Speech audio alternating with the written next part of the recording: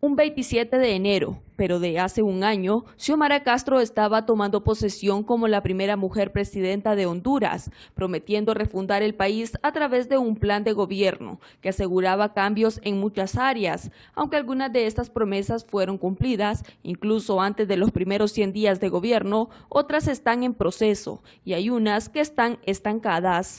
Mira, a mí me parece que es un avance, es un primer año difícil, ¿verdad? Hay que reconocerlo después de un proceso de transición política del autoritarismo y de ese deterioro de las condiciones que provocó una narcodictadura, ¿verdad? También de las condiciones económicas a nivel mundial, luego de pandemia y luego de guerra. Entonces, al momento de hacer esa evaluación sobre el cumplimiento de promesas, yo creo que se debe valorar de forma objetiva las condiciones que se están viviendo, así como esa correlación de fuerza en materia política. Es un primer año difícil, pero que puede ser, ¿verdad?, de experiencia para que en este nuevo año mejore y le apunte a acelerar el cumplimiento de las promesas electorales. Y es que analistas apuntan que durante el primer año del gobierno se ha enfocado más en su agenda política y no en la agenda estructural del país. Así lo afirmó el Partido Nacional por medio de un comunicado emitido hace unas horas, mismo que fue contestado por los funcionarios, por ejemplo, Carlos Cardona. El comunicado del Partido Nacional básicamente es un grito de desesperación porque se le despidió a toda su gente del gobierno y eso es básicamente lo que dice el comunicado. Están hablando de despidos injustificados y masivos de los empleados cachurecos en el gobierno. Están hablando de que no se le pagó a los maestros Proeco las plazas. Ellos tuvieron 12 años a los maestros Proeco sin acuerdo. Están hablando de que no se le ha pagado al personal de salud 5,000 médicos durante la pandemia, que ellos metieron y aprobaron esas plazas en último momento en diciembre del año antepasado.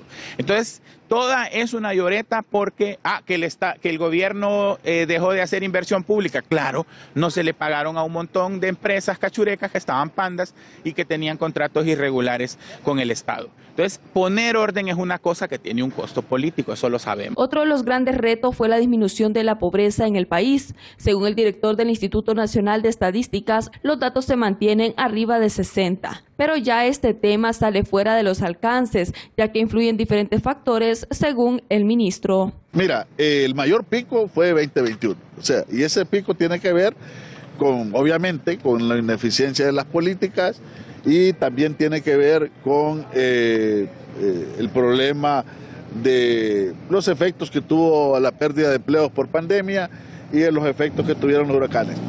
Sin embargo, lo que hay que ser claros es que la pobreza, como tú lo dices, es persistente, siempre se mantiene en niveles altos y cuando los gobiernos debaten a veces si subió o bajó, solo son a veces 2 puntos para arriba, 2 para abajo, lo cual estadísticamente incluso no es relevante, sino que se mantiene en niveles arriba de los 60 casi siempre.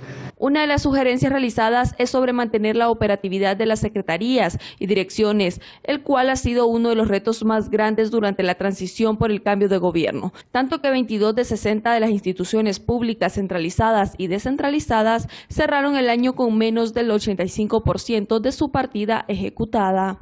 En Cámara Isacasco para Canal 6 les informó Yemi Aguilera.